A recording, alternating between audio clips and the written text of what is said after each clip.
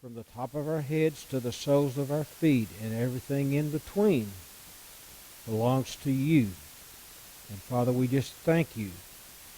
Holy Spirit, we give you to take over this service. Do what needs to be done in this service. It's not a service about me. It's not a service about anybody that's in this building. It's a service about you. We thank you for it. We give you the praise. We give you the honor. We give you the glory. In Jesus' name, amen.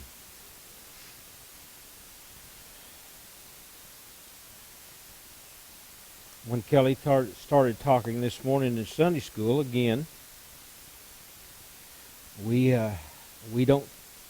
didn't know what I was teaching. I didn't know what she was teaching. But we're going to parallel each other this morning. So, let's go to Luke 7. Luke chapter 7.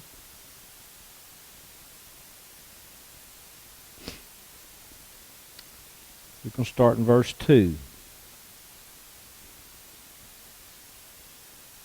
Now a centurion servant who was dear to him, talking about Jesus, the servant was dear to the centurion, but he was sick and ready to die. When he had heard of Jesus, he sent the elders of the Jews to him, asking him to come and heal his servant. When they came to Jesus, they asked him earnestly, saying, "You should do this for him, for he is worthy. For he loves our nation and has built us a synagogue." Talking about the centurion. When Jesus went with them, when he was not far from the house, the centurion sent a friend to him, saying, "Lord, do not trouble yourself, for I am not worthy to have you come under my roof. Likewise, I did not think myself worthy to come to you, but say a word, and my servant will be healed." That's how much faith he had. All Jesus had to do was say a word, and his servant would be healed. "For I myself am a man placed under authority, having soldiers under me. I say to one, 'Go,' and he goes, and to another, 'Come,' and he comes, and to my servant, 'Do this,' and he does it." When Jesus heard these words, he marveled at him.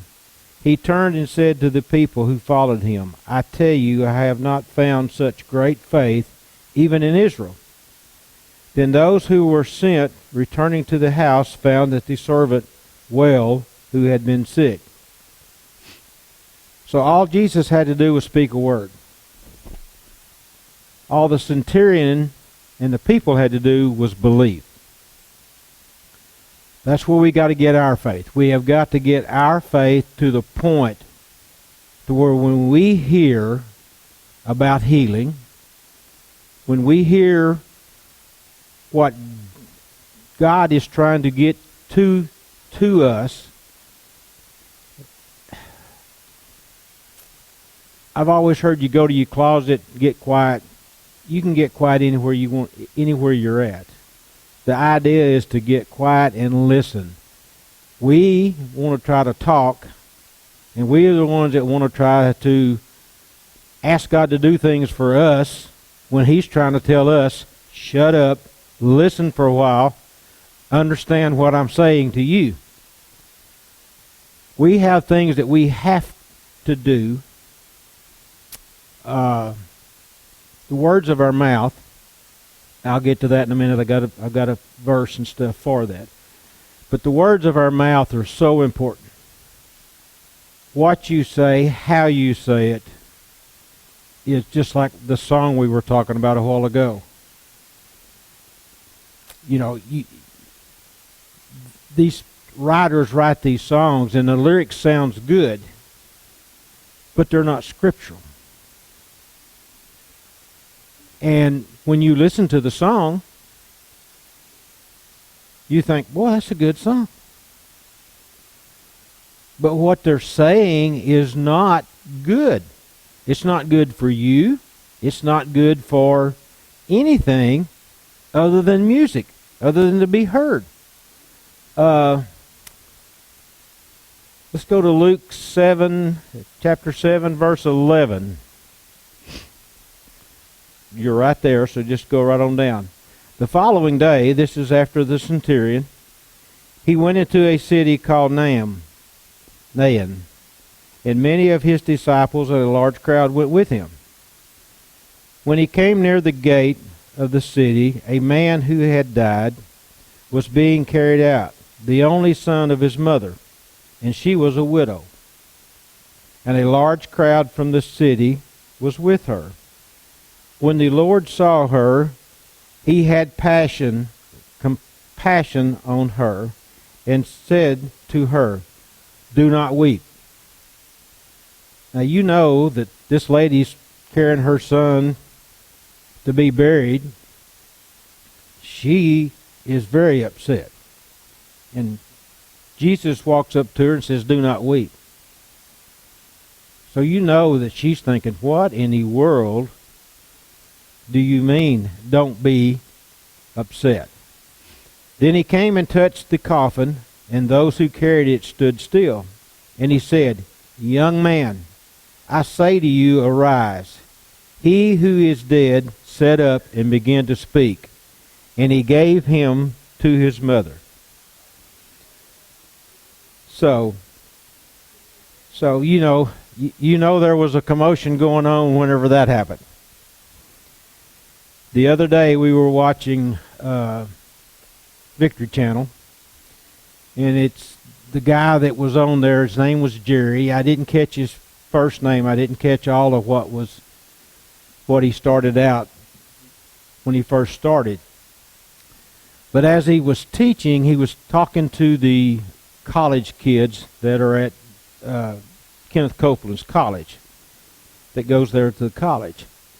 And he was telling them about his stories. The guy was probably in his middle to upper 70s, and he'd been a missionary most of his life. Well, he had been to some of these foreign countries and stuff, and while he was there, he said a guy tried to rob him, got in a car with him, and stuck a gun in his side, and tried to rob him. And Jerry told him, he said, "You're not robbing me. You're not doing anything to me, because who's in me is greater than who is in you." And anyhow, the guy kept on. They finally got out of the car, and the guy was standing about 5 feet away from him and stuff. And he said he'd put the gun to his head, he put the gun to his chest. He said he pushed him against the car, and he kept telling him, "You're not doing anything to me. You're not getting nothing from me. I'm not afraid of you. You can't do anything to me." And he backs up from the guy and stuff, points the gun at him, and pulls the trigger 5 times and shoots 5 shots into the guy's chest, and not a bullet touched him. Not one. The guy left. But after that part of it, he told a story about he was holding another meeting, and he was in Africa. And as he was getting ready, prepared to go in and teach, they looked up, and here come a family with a newborn baby about a week to 2 weeks old. And he said you could just tell by looking and stuff that there was a problem with the baby, because the baby wasn't curled up and stuff. They were carrying it in their arms, and the baby was just laid back, his arms to the side. And he said, I had to go into the meeting. He said, but a friend of mine was there, was in the medical field. And he said, so I told him, take care of the baby while I'm teaching this meeting. So he goes into the meeting, and after the meeting is over, he comes back out, and the guy that he goes where the baby's at, and the guy told him, he said, it's not good. And he said, while they're standing there, the baby passed away. And he said, I just picked the baby up, put her in my arm, and he said, I started walking around praying. And he said, I'm just sitting there patting her on the chest. And he said, I'm walking, and I'm praying. And he said, I prayed everything I knew to pray. And he said, I just kept praying, kept going back over. I kept going back over. I kept going back over. And he said, I have raised people from the dead before. And he said, usually it happens pretty quick. So they come back to life. He said, but this baby didn't. He said, I walked and I patted and I walked and I patted and I prayed. And he said, the doctor friend came to him and he said, Jerry, it's been 9 hours. And he said, I just kept walking. I just kept praying. He said, God didn't tell me to quit. So I didn't quit. 12 hours later, the baby went to crying in his arms. Now, the doctor friend said he didn't elaborate on the story, so this last little part's my feelings. So he didn't elaborate on it, but he said, the doctor told him, he said, well, you understand that the baby is probably going to be brain dead. No oxygen for 12 hours. I got news for you. If Jesus raised him from the dead, he ain't brain dead. Because he ain't going to do half of what needs to be done. So, let's go to Matthew 20. But I thought that was a neat story. God never told him to quit. And he just kept walking and praying. 12 hours. So, go to verse 29.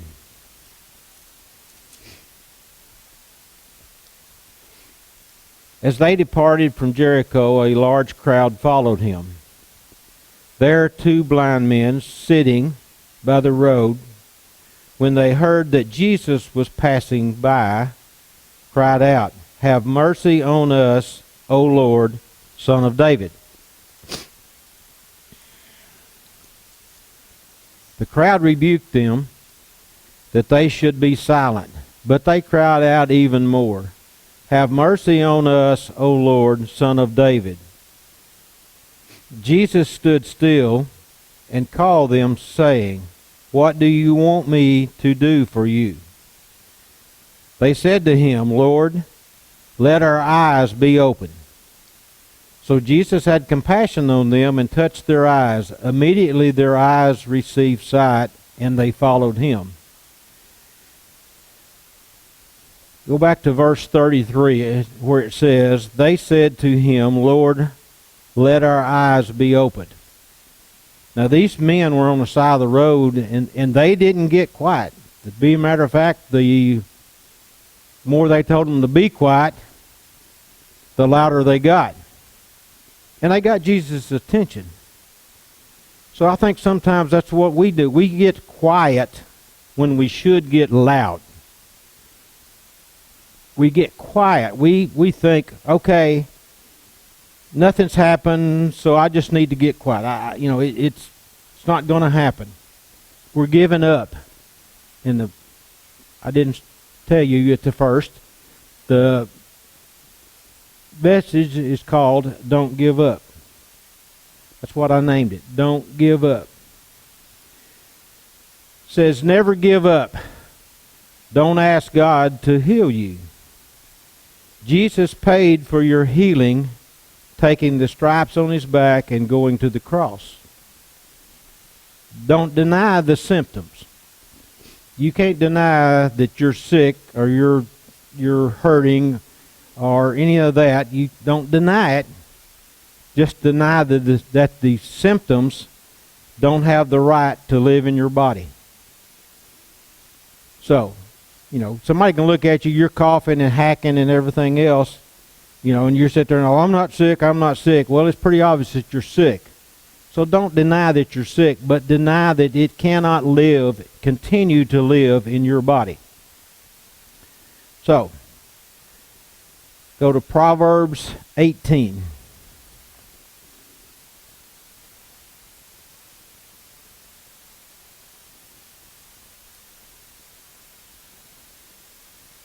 Verse 20. A man's stomach will be satisfied with the fruit of his mouth, and with the increase of his lips will he be filled. Death and life are in the power of the tongue, and those who love it will eat its fruit. And I've got written right below that, I write in my Bible, I've got written right below that, you are speaking life or death with every word. What does this mean? It means our words can have a profound impact on others, either positively or negatively. It emphasizes that the importance of using our speech wisely, as it can build up or tear down, encourage or discourage, and ultimately influence the well-being of others and ourselves. So, what you speak, how you speak, has a very definite, because what your brain up here hears your mouth say is what it's going to believe. So if you're walking around and you're not feeling good, and you go and say, okay, I am healed by the stripes of Jesus. But then you go out and you see a friend, and a friend says, how are you today? And you say, oh, well, I thought I was doing better, but I guess I'm not doing very good at all. You just dug up what you said back over here when you said, I am healed by the stripes of Jesus. You just dug that up. So, watch what you say. My wife is real good about getting on to me about what I say. At times, I am trying to work very diligently to not say anything that's not with the Word. I'm a lot better at it now than what I used to be. But we still have ways to go. So just really, really work on what you're saying. Watch your words. And if you say something wrong, just ask for forgiveness. Lord, I'm sorry. I didn't mean that way. I didn't mean it. What I'm meaning is, I love you. I thank you for my healing. So you just continue to go on. Go to James 3. Right before Revelations, if you're not 100% sure where it's at.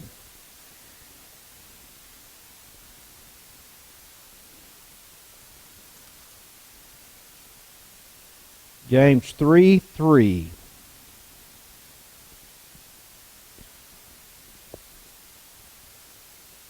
What we're talking about is control. You're talking about putting the bits of a bridle in a horse's mouth. See how we put the bits in the mouths of a horse that they may obey us, and we control their whole body. And observe ships, though they are so great and are driven by fierce winds, yet they are directed with a very small rudder wherever the captain pleases. Even so, the tongue is a little part of the body and boasts great things. So see how great a forest a little fire kindles. The tongue is a fire. That's evil speaking. A world of evil. The tongue is among the parts of the body, defiling the whole body and setting the course of nature on fire. And it is set on fire by hell. All kinds of beasts and birds and serpents and things in the sea are tamed or have been tamed by mankind. But no man can tame the tongue. It is an unruly evil, full of deadly poison. With it we are blessed. With it we bless the Lord and Father, and with it we curse men who are made in the image of God. Out of the same mouth proceeds blessings and cursings. My brother, these things ought not to be.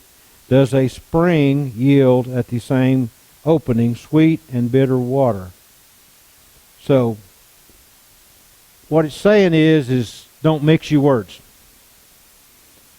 I mean, you bring a cup of water out here, and you look at it, and it's nice and crystal clear, and you pour coloring in that water. It's still the same water, but now it's mixed. And it can't go back You can't go in and pull the coloring out of the water and it go back clear. So don't mix your words. Again, if you do, it takes practice. It takes understanding that we all say things that we wished we could take back. And just ask for forgiveness.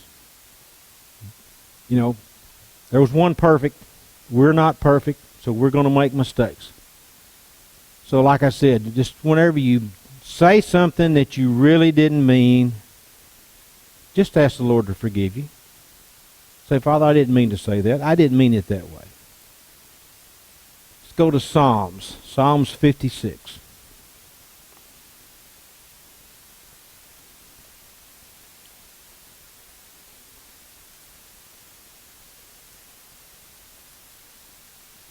Verse 3. If I can get there.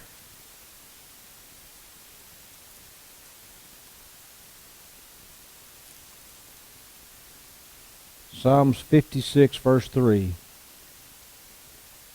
In the day when I am afraid, I will trust in you. In God whose word I praise, in God I have trusted, I will not fear. What can mere flesh do to me? Now drop down to verse 9. In the day I cry to you, then my enemies will turn back. This I know, that God is for me. In God whose word I praise, in the Lord whose word I praise. In God I trust, I will not fear. What can man do to me? So, trust in the Lord.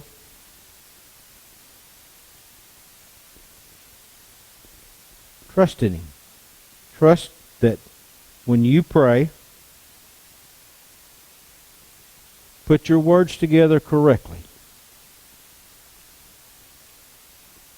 And trust that what you're praying, you can believe. Because if you're not believing what you're praying, all you're doing is speaking.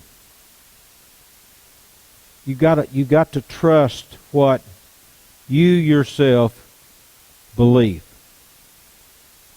It's very easy,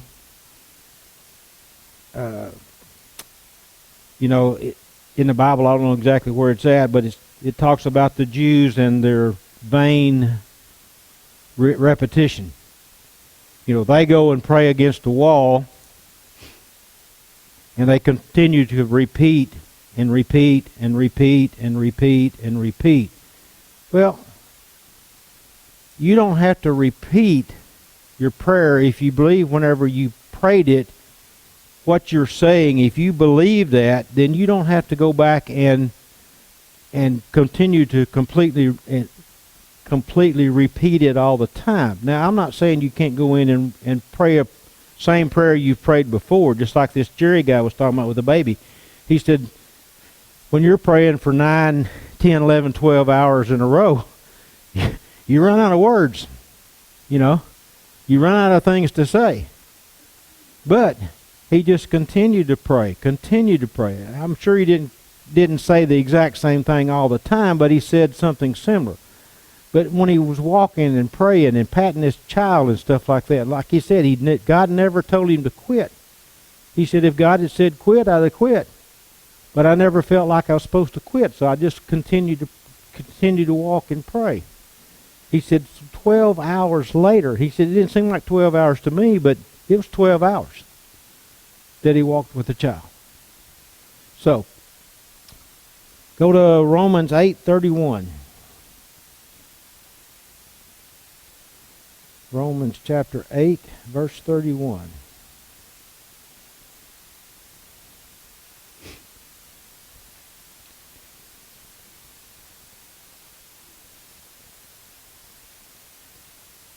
What then shall we say to these things? If God is for us, who can be against us? So, who do you want to walk with? You can walk with God, You can walk with man. You can walk with Satan.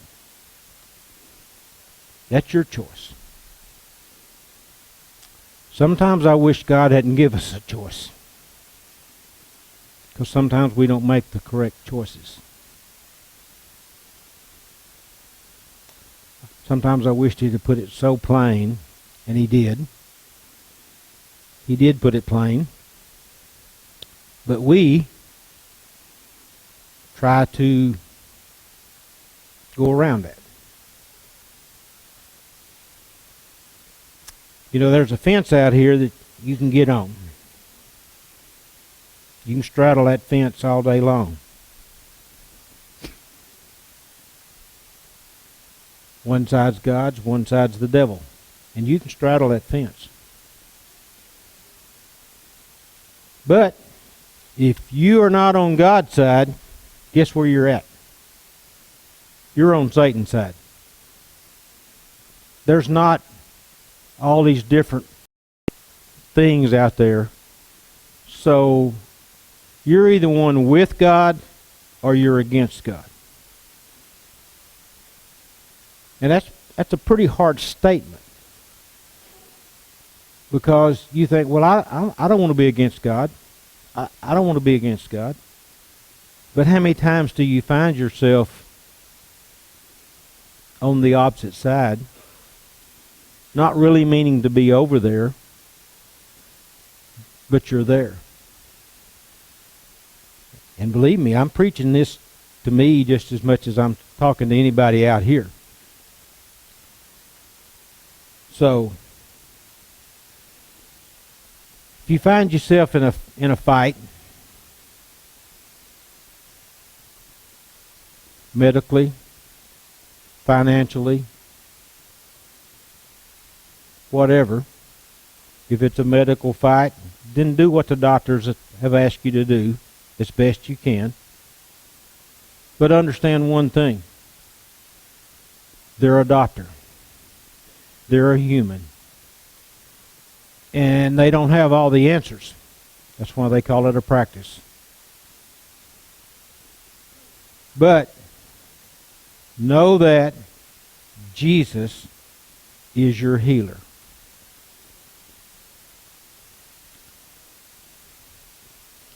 Jesus is your healer. You've got to get quiet, listen, and try to hear what He's telling you that you need to do for that situation. Because there's a lot of times that I'm sure God has told you something, Jesus has told you something.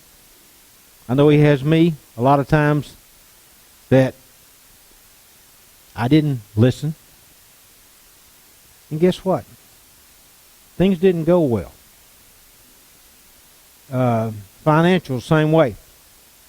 If God's telling you to do something financially, then do it. Then do it.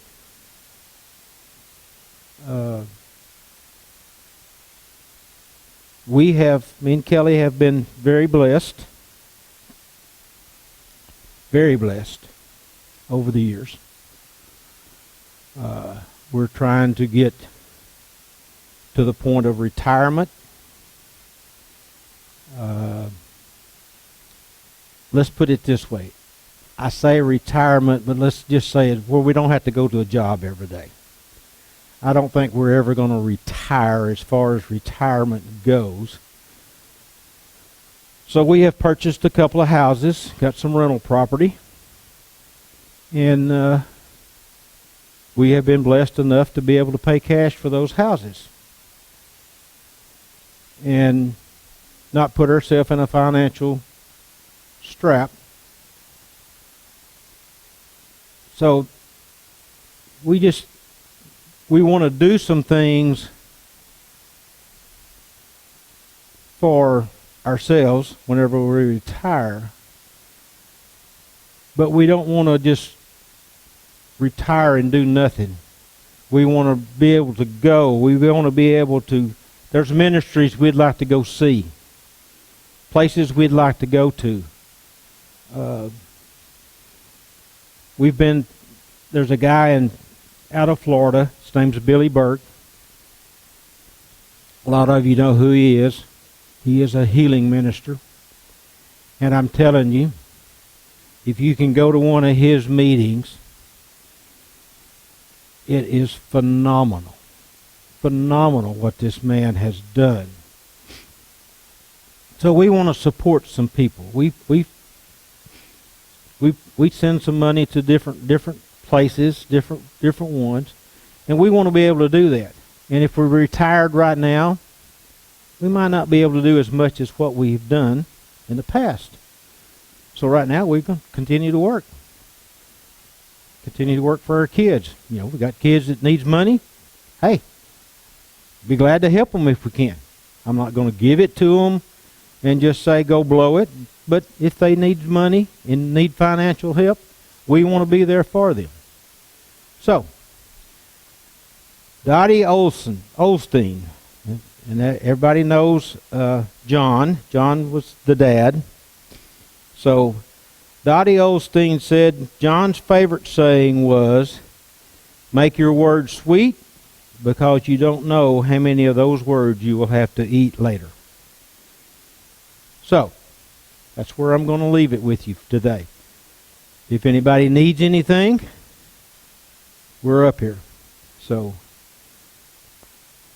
Ray, if you will you close us? Ray, will you close us with a prayer, please?